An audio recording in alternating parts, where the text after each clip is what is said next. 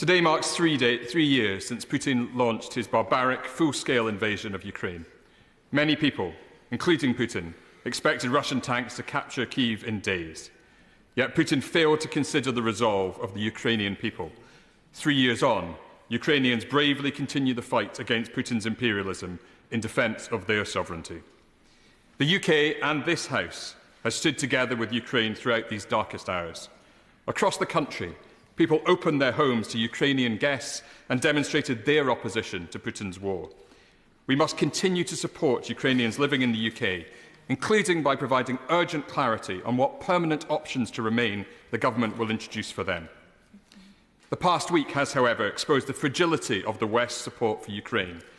In parroting the Kremlin's false claims that Ukraine started this war and that President Zelensky is a dictator, President Trump has shown that the US can't be trusted to support Ukraine's defence.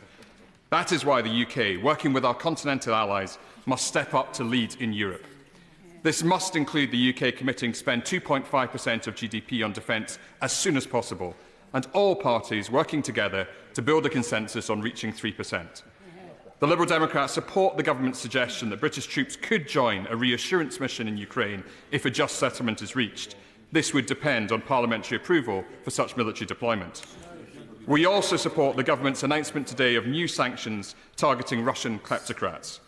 I urge the Foreign Secretary to add the pro-Russian founder of Georgia Dream, Bidzina Ivanishvili, to that list. The government should also now move to seize the frozen Russian assets totalling £40 billion across the UK and Europe and channel these funds into Ukraine's defence.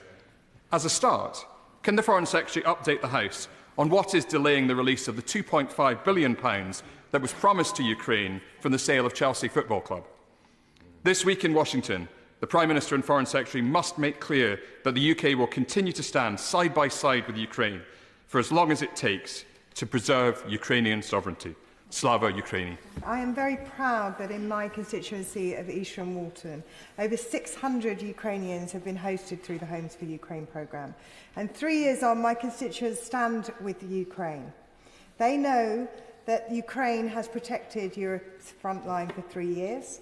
They know that if Ukraine's fight is one that affects us all, and if Ukraine loses, Europe loses, and they know that Ukrainians are fighting for the values of our forebears, the British values of democracy and freedom.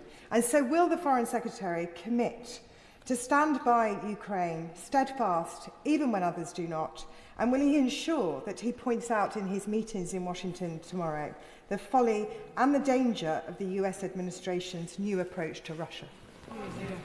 I very warmly welcome the Secretary of State's statement here today, and that although he perhaps can't use the language I'm about to use, I hope that when the Prime Minister and he meet Putin's appeaser in the White House later this week, I hope that he will remind him that if we have a special relationship, he keeps referring to a special relationship, it has to be based on truth, on respect for democracy, on respect for justice and respect for international law. Those NATO countries bordering Russia are understandably stepping up their defences without waiting for others to take action. So can the Foreign Secretary update the House on what discussions he has had with those countries? I was at the Munich Security Conference, and at Munich it became clear to me when talking with our European allies that they no longer fully trust the Article 5 security guarantee.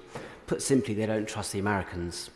Conversations naturally turned to what collective defence looks like in Europe without the Americans. And last night, Chancellor-elect Merz said that conversations are happening at the highest levels on precisely this. Will the Foreign Secretary comment on whether the UK is included in these conversations and what the content of them is? In an early response to the Right Honourable Member for Aberdeen South, the Foreign Secretary said that Russia does not respect the territorial integrity of Ukraine. But I want to bring him to his comments in his statement from the Ukraine Defence Contact Group. Given the news that we've just heard in relation to the UN resolution, when the US Defence Secretary Pete Hegseth says that the US wants to see a sovereign, prosperous Ukraine, how confident is the Foreign Secretary that the US is also going to respect the territorial integrity of Ukraine? Today of all days, we must remember that over 1 million have been killed or wounded in Ukraine since the illegal invasion. Now, I just came from talking to a group of Ukrainian individuals who support Ukrainian veterans. They welcome the medical expertise that the UK has provided the Ukrainian military hospitals. However, there are also thousands of civilian casualties, and they're asking if the UK can also provide medical expertise in the civilian hospitals. Will the Minister look into whether the UK can provide this support as well?